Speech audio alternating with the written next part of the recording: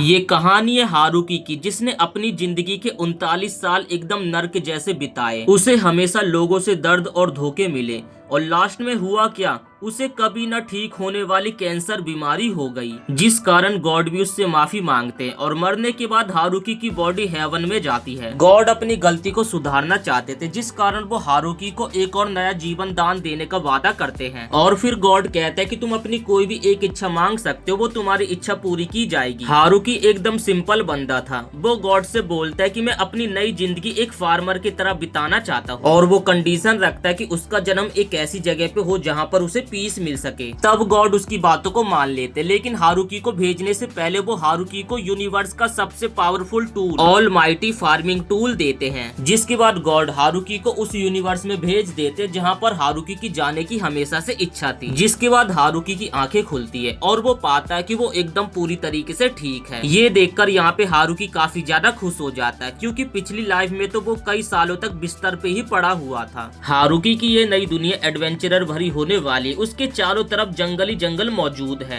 Haruki अपना चारों तरफ मुंह फेर कर देखता तो उसे हर जगह जंगली जंगल दिखाई देता, मानो कि इस जगह पे हारुकी के अलावा कोई भी नहीं हो। हारुकी का सपना था कि वो ऐसी जगह पे जन्म ले जहाँ पर किसी भी तरीके का सिविलाइजेशन ना हो, लेकिन उसका ये मतलब नहीं था कि वो ऐसी जगह पे जन्म ले जहाँ पर किसी भी इंसान का नामो निशानी ना हो। हारुकी तभी अपने कपड़ों की तरफ देखता है और उसके कपड़े एकदम फार्मर वाले थे। तब हारुकी को याद आता है कि इस दुनिया में भेजने से पहले गॉड ने उसे एक ऑलमाइटी टूल दिया था। जिसके बाद हारुकी ऑलमाइटी टूल का इस्तेमाल करके जमीन को खोदने लगता है, लेकिन हारुकी एक बार नोटिस करता है कि वो जितना भी गड्ढा खोद ले, उसके बावजूद भी यहाँ पे हारुकी को बिल्कुल भी थकान नहीं हो रही थी और यहाँ की मिट्टी भी इतनी ज्यादा उपजाऊ है जहाँ पर खेती भी आसानी से हो सकती है। हारुकी के लिए ये जगह एकदम बढ़िया, लेकिन उसके अलावा इस जंगल में हारुकी एकदम अकेला है, जिस कारण हारुकी के ऊपर जंगली जानवरों का खतरा बना हुआ है। सबसे जरूरी ये था कि हारुकी के पास एक जगह होनी चाहिए जिसे वो घर कह सके। जिसके बाद हारुकी पूरे जंगल को एक्सप्लोर करने लगता है। तब जंगल के अंदर हारुकी को एक काफी बड़ा पेड़ दिखाई देता है, जिसे हारुकी अपना घर कह सकता था। लेकिन हारुकी के पास अभी भी एक बहुत बड़ी समस्या थी। पूरे जंगल को एक्सप्लोर करने के बाद भी उसे अभी तक कोई नदी तालाब नहीं दिखा। जिसके बाद यहाँ पे हारुकी डिसाइड करता है कि वो खुद ही एक कुआं खोदेगा। तब वो यहाँ पे ऑलमाइटी टूल का इस्तेमाल करता है और वो जमीन को तब तक खोदता रहता है जब तक उसे पानी की एक बूंद भी नहीं दिख जाती। पानी का सोर्स मिलने के बाद फिर उसने जमीन को साफ करना स्टार्ट कर दिया। एक पेड़ हारुकी की खेती के रास्ते में बाधा बन रहा था। तभी हारुकी डिसाइड करता है कि वो अपनी पिछली लाइफ के नॉलेज के अकॉर्डिंग इस पेड़ को धीरे धीरे करके कुछ इस तरीके से काट लेगा। लेकिन हारुकी ये देखकर हैरान था कि ऑलमाइटी टूल के एक वार से ही ये पेड़ टूटकर नीचे गिर जाता है। हारुकी बाल बाल बचा, वरना ये पेड़ उसी के ऊपर गिर जाता, जिस कारण उसकी यहाँ पे चटनी बन जाती। हारुकी तभी सोचता है कि उसे अपने खाने पीने के लिए कुछ खाना इकट्ठा करना चाहिए। तब हारुकी ध्यान देता है कि उसने आज दिन भर काफी ज्यादा मेहनत करी, लेकिन उसे ना ही कोई थकान हुई ना ही कोई उसे भूख लगी। जिसके बाद हारुकी ऑलमाइटी टूल का इस्तेमाल करता है और एक चाकू बना लेता है और उस चाकू की मदद से यहाँ पे लकड़ियों को एकदम शेप में काटने लगता है, जो कि उसके हर एक काम में आने वाली थी। ये देखकर हारुकी भी काफी ज्यादा खुश होता है। अब हारुकी ने लकड़ियों को काटकर इकट्ठा तो कर लिया था, लेकिन उसके पास सबसे बड़ी प्रॉब्लम ये थी कि आखिर अब वो घर कैसे बनाएगा, क्योंकि लकड़ियों को बनाने के साथ साथ कीलों की भी जरूरत पड़ती है। इसी तरीके से हारुकी का यहाँ पे पूरा दिन बीत जाता है। हारुकी सोचता है कि उसे जल्दी से आग का इन्वेंशन करना होगा, वरना उसकी पूरी रात एकदम अंधेरी भरी रहेगी। और आग जलाने के लिए हारुकी के पास कोई टूल भी नहीं था, तो वो आग जलाए तो जलाए कैसे। अगर वो अपने ऑलमाइटी टूल का इस्तेमाल करते हुए एक माचिस बनाता तो उसे इस बात का डर था कि माचिस खत्म होते उसका ऑलमाइटी टूल भी गायब कहीं ना हो जाए। तब हारुकी यहाँ पे ऑलमाइटी टूल का इस्तेमाल करते हुए एक मैग्नीफाइंग गिलास बनाता है और वो सोचता है कि वो सूरज की रोशनी का इस्तेमाल करते हुए आग बनाएगा, लेकिन यहाँ पे तो सूरज डूब चुका था। तब हारुकी उसी पेड़ के नीचे एक छोटा सा गड्ढा करके अपनी रात बिताता है। लेकिन हम देखते कि हारुकी लकड़ियों का इस्तेमाल करते हुए काफी बढ़िया बढ़िया बर्तन बना रहा है। सुबह होते ही हारुकी एक गिलास पानी पीता अपनी बॉडी को हाइड्रेट रखने के लिए। उसके बाद वो मैग्नीफाइंग गिलास का इस्तेमाल करते हुए आग भी जला लेता है। इसके बाद वो जंगल के एक एक करके पेड़ों को काटने लगता अपने खेत को बड़ा करने के लिए। पूरे दिन भर काम करने के बाद भी अभी तक हारुकी बिल्कुल भी थका नहीं था, लेकिन उसे थोड़ी थोड़ी भूख लगने लगी थी। तभी वो नोटिस करता है कि उसके ऊपर एक जंगली खरगोश हमला करने के लिए आ रहा है। हारुकी अपने ऑलमाइटी टूल को उस खरगोश के सर पे दे मारता और रात के समय उसी खरगोश का चिकन पकाकर खाता है। अब उसने खाना खाया तो उसे इसे निकालना तो होगा, जिस कारण उसने यहाँ पे एडवांस टेक्नोलॉजी का इस्तेमाल करते हुए एक टॉयलेट को बनाया। लेकिन अभी भी ये खुले में हगने जैसा ही था। तब हारुकी एक पूरा पैक टॉयलेट बना देता है ताकि वो संतुष्टि से अपना काम कर सके। हारुकी ने जिसके बाद अपने खेत को दोबारा से बनाने का काम करना स्टार्ट कर दिया, लेकिन उसके पास सबसे बड़ी प्रॉब्लम ये थी कि खेत तो उसने बना लिया था, लेकिन फसल उगाने के लिए उसके पास कोई बीज भी नहीं थे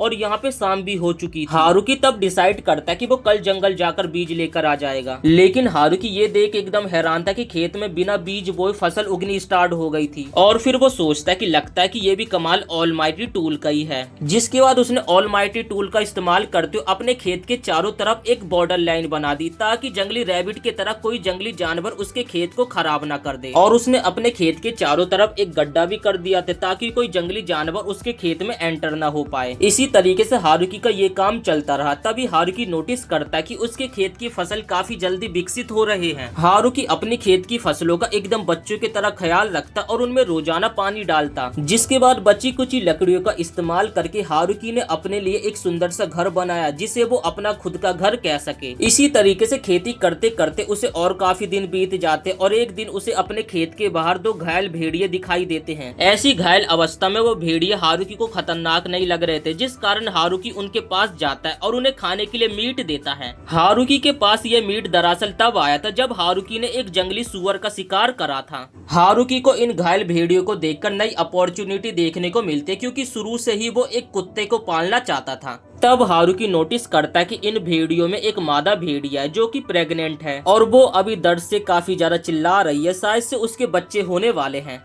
हारुकी भेड़ियों की सुरक्षा के लिए उन्हें अपने घर में लेकर आ गया और उससे जो बन पड़ा उसने उन भेड़ियों के लिए वो करा। उस रात हारुकी ने उस पेड़ के अंदर ही अपनी रात गुजारी और जब सुबह होते ही हारुकी अपने घर के अंदर देखने के लिए गया तो मादा भेड़िया ने 4 बच्चों को जन्म दे दिया था। ये देखकर हारुकी काफी ज्यादा खुश हुआ और इस चीज को सेलिब्रेट करने के लिए हारुकी उन्हें चिकन खाने के लिए देता है। तब से वो भेड़िए हारुकी के घर को अपना घर मानने लगे और साथ ही उसी के घर में रहने लगे, जिस कारण हारुकी को अपने लिए एक नई झोपड़ी बनानी पड़ी जो कि पहले से काफी ज्यादा बड़ी भी थी और सुंदर भी थी। हारुकी की कटाई के लिए उसकी सब्जियां एकदम पूरी तरीके से तैयार थी और साथ ही उसकी फार्मिंग लाइफ में ये भेड़िए उसका एकदम बराबर साथ दे रहे थे। वो जानवरों का शिकार करते जिससे मीट का काम हो जाता और साथ ही वो हारुकी के खेत की रक्षा भी करते। ये मांसाहारी जानवर थे, लेकिन हारुकी के खेत की सब्जियां इन जानवरों को भी काफी ज्यादा पसंद थी। हारुकी का खेती बाड़ी का काम एकदम बढ़िया चल रहा था। जैसे ही वो कोई गड्ढा खोदता तो 1 हफ्ते के अंदर उसमें पौधे उग जाते। लेकिन उसके अलावा भी हारुकी को अपनी फार्मिंग लाइफ बेहतर करने के लिए और भी ज्यादा मेहनत करनी होगी। इसके बाद हम एक लड़की को देखते हैं जो कि फॉरेस्ट ऑफ डेथ में जाने की बातें कर रही थी। कहा जाता है कि ये जंगल काफी ज्यादा खतरनाक है, जहाँ पर जंगली जानवर और जंगली बीस्ट मिल सकते हैं। ये आदमी लड़की को जाने से मना कर रहा था, लेकिन ये लड़की तो अपनी जिद पे थी कि मैं जरूर जाऊंगी। इसके बाद हमें फिर से गॉड को दिखाया जाता। दरअसल गॉड से यहाँ पे फिर से एक और बार गलती हो गई है। गॉड ने गलती से हारुकी को फॉरेस्ट ऑफ द डेथ में रेनकार्नेशन कर दिया है, जो कि काफी ज्यादा खतरनाक जगह, और अब वो हारुकी की सोल को भी वापस नहीं ला सकते हैं क्योंकि ये बातें नियमों के खिलाफ है। धीरे धीरे हारुकी अपने ऑलमाइटी टूल के सारी पावर्स के बारे में समझने लगा। जब वो अपने दिमाग में बैगन के बारे में सोचकर गड्ढा खोदता तो वहाँ पे बैगन का पौधा उग जाता। उसने अपने इस ट्रिक का इस्तेमाल करते हुए काफी सारी सब्जियों को भी बो लिया था। इसलिए हारुकी ने इन सारी चीजों के सम्मान के लिए गॉड की मूर्तियां भी बनाई। इसके बाद हारुकी ने जो अपने खेत में सब्जियों को उगाया था उन्हें पकाकर खाने लगा। खाना भी ठीक ठाक था, बिना नमक के। जिसके बाद हारुकी ने अपने खेतों से दूर फलों की भी खेती करना स्टार्ट कर दिया। हारुकी के जानवर उसका हर चीज में साथ देते और यहाँ पे हारुकी भी उनके साथ काफी ज्यादा एंजॉय करता। हारुकी एक दिन नोटिस करता कि उसके पालतुओं के सर पे तो सींग उगने लगे हैं, लेकिन इस बात पे हारुकी ज्यादा ध्यान नहीं देता और वो अपने पालतुओं के साथ एकदम मौज मस्ती में लगा रहता। हारुकी के पालतुओं के कारण उसने पूरे जंगल को एक्सप्लोर कर दिया, जिस कारण उसे पानी का झरना भी मिल जाता है। बस दिक्कत यह है कि ये झरना उसके खेत से काफी ज्यादा दूर है और उसे कुछ ना कुछ तो बंदोबस्त जरूर बनाना पड़ेगा। हारुकी सोचता है कि उसे अपने खेत तक खुदाई करनी होगी, तभी ऐसा हो सकता है, जो कि काफी ज्यादा मेहनत का काम है और ऐसा करने में घंटे भी लग सकते हैं। हारुकी के खेत की फसलें काफी जल्दी बड़ी हो रही थी, जिस कारण उसने अपने खेत को बड़ा करने के लिए नया इंतजाम बनाया। उसने अपने खेत में गन्ने, गेहूं और मटर जैसी फसलों को भी उगाया। लेकिन हारुकी थोड़ा सा उदास था क्योंकि उसकी ये फसलें ठीक तरीके से विकसित नहीं हो रही हैं और देखते ही देखते अक्टूबर अक्टूबर और नवंबर का महीना आ चुका है, जिसका मतलब है कि सर्दियां आने वाली हैं। यानी कि हारुकी को अपनी पीसफुल फार्मिंग लाइफ में और भी ज्यादा चुनौतियों का सामना करना पड़ेगा, जैसे कि ठंड में खेती कैसे हो पाएगी और साथ ही ठंड बिताने के लिए उसके पास तो कोई गर्म कपड़े भी नहीं है। हारुकी ने रैबिट मॉन्स्टर के कपड़े पहनने की कोशिश करी थी, लेकिन उसकी बदबू से हारुकी का दम घुटने लगा था। ऐसे कठिन वक्त में एक पालतू ही साथ निभाता है। हारुकी का पालतू अपने साथ एक बड़ी सी मकड़ी को लेकर आता है। मकड़ी अपनी कला को दिखाकर पलक झपकते एक रुमाल को बना देता है, जो देखकर हारुकी भी काफी ज्यादा हैरान हो जाता है। हमें पता चलता है कि ये मकड़ी मॉन्स्टर हारुकी के घर के पास बने हुए बड़े से पेड़ के ऊपर ही रहता है और ये हारुकी के पास एक डील करने के लिए आया था। हारुकी के खेत के आलू इसे काफी ज्यादा पसंद है और आलूओं की लालच में हारुकी इससे काफी ज्यादा मेहनत करवाता है। हारुकी ने इस बात का फायदा उठाकर मकड़ी से तरह तरह के कपड़े बनवा लिए थे, जिस कारण उसकी ठंड तो आराम से सोते सोते गुजर जाएगी। हारुकी अपने घर में मजे ले रहा था, जिस कारण मकड़ी भी यहाँ पे डिसाइड करता है कि वो पूरी ठंड पेड़ के ऊपर ही हाइबरनेशन में चला जाएगा। हाइबरनेशन एक ऐसी स्टेज होती है जिसमें कि काफी सारे जानवर अपनी पूरी सर्दियां सोते सोते बिताते हैं। हारुकी की सर्दियां एकदम बढ़िया चल रही थी और वो आलूओं को पका पका कर खा रहा था, लेकिन उसे किसी चीज की अभी भी कमी लग रही थी, एक गर्लफ्रेंड की। इसके बाद देखते ही देखते सर्दियां भी खत्म हो जाती है और दोबारा से आ जाती है गर्मियां। हारुकी के पालतुओं ने जो बच्चे दिए थे वो भी बड़े हो जाते हैं, जिसके बाद वो लोग निकल जाते सफर पे और जब वो वापिस आते हैं तो अपने पार्टनर के साथ। और हमें पता चलता है कि ज़ाबुटोन ने भी बच्चे दे दिए हैं और इन सभी जंगली जानवरों ने यहाँ पे हारुकी के घर को आश्रम बना लिया है। खैर, जब कुछ दिनों बाद हारुकी अपने खेतों में काम कर रहा होता है, तभी उसे ज़ाबुटोन द्वारा खतरे की घंटी सुनाई देती है। हारुकी बिना किसी देरी के वहाँ पर भागकर जाता है, जहाँ पर उसे एक बच्ची दिखाई देती है। उसके सारे कपड़ों को उसके पालतुओं ने फाड़ कर रखा हुआ था। वो लड़की हारुकी से मदद मांगती है, लेकिन यहाँ पे तो हारुकी के पालतू उस लड़की को देखकर काफी ज्यादा भड़क रहे थे। हारुकी ने अपने पालतुओं को पीछे किया और जैसे वो उस लड़की की मदद करने के लिए जाता है, तभी वो लड़की यहाँ पे हारुकी से लिपट जाती है और उसके खून को पीने लगती है। हारुकी का खून पीने के बाद वो लड़की यहाँ पे ट्रांसफॉर्म हो जाती है, लेकिन अपने मालिक के साथ बदसलूकी करने के कारण हारुकी के पालतू भड़क जाते हैं और उस लड़की को सबक सिखाने लगते हैं। तब हारुकी ने अपने पालतुओं को काफी मुश्किल से रोका था, जिसके बाद वो लड़की यहाँ पे अपने पिछले रूप में आ जाती है। हारुकी ने उस लड़की की कहानी सुना, जिस कारण हारुकी को पता चला कि ये लड़की एक वैम्पायर है और उसे ट्रांसफॉर्म होने के लिए हारुकी के खून की जरूरत है। इस जंगल के अंदर इस लड़की के ऊपर कुछ लोगों ने हमला कर दिया था और उन्हीं लोगों से बचने के लिए ये लड़की यहाँ पे इतनी ज्यादा घायल हो गई है, जिस कारण उसके शरीर की सारी शक्तियाँ खत्म हो गई है।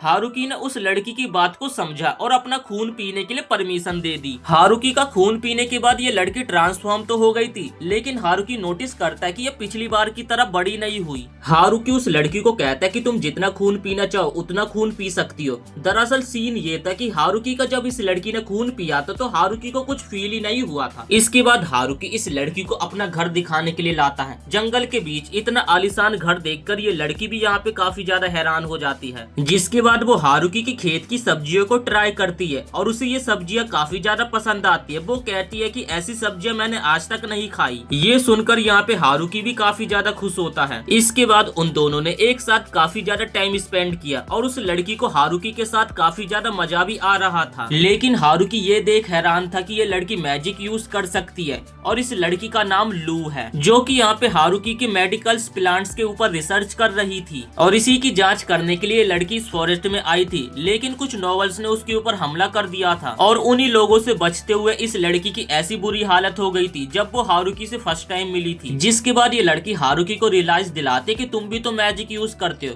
क्योंकि हारुकी का ऑलमाइटी टूल किसी मैजिक से कम थोड़ी ना है। आज का दिन जैसे तैसे बीत जाता है। फिर लू कहते कि खैर मेरी रिसर्च हो चुकी है तो अब मुझे जाना होगा। हारुकी सोचता कि अगर आज उसने लू को कुछ नहीं बोला तो वो दोबारा से हमेशा के लिए अकेला पड़ जाएगा। जिसके बाद हारुकी लू को यहाँ पे रुकने के लिए कहता है। लू कहती है कि मैं कुछ दिन और अपनी रिसर्च के लिए रुक जाऊंगी, लेकिन हारुकी तो हमेशा के लिए लू को रुकाना चाहता था, जिस कारण वो काफी ज्यादा रिक्वेस्ट करने लगता है। लू उसे समझाने की कोशिश करती है कि वो एक वैम्पायर है और मैं तुम्हारे साथ नहीं रह सकती और साथ ही नोबल्स भी मेरे पीछे पड़े हुए हैं। हारुकी को किसी बात से घंटा फर्क नहीं पड़ता, वो तो बस लू को यहाँ पे रुकाना चाहता है। शुरुआत में हारुकी ने गॉड से बोला था कि वो एक पीसफुल लाइफ चाहता है जिसमें कि उसके आसपास कोई भी इंसान ना हो, लेकिन हारुकी को धीरे धीरे समझ समझ आने लगा कि वो इस तरीके से सरवाइव नहीं कर पाएगा और उसे लोगों की जरूरत पड़ेगी। लू कहती है कि वो यहाँ पे रुक जाएगी, लेकिन हारुकी के अचानक से प्रपोजल से लू भी यहाँ पे काफी ज्यादा सरप्राइज थी। तब यहाँ पे हारुकी को भी समझ आ जाता है कि उसने लू को बोला क्या है, लेकिन उसके कहने का ये मतलब नहीं था। वो लू को समझाने की कोशिश करता है कि उसकी बातों का ये मतलब नहीं था।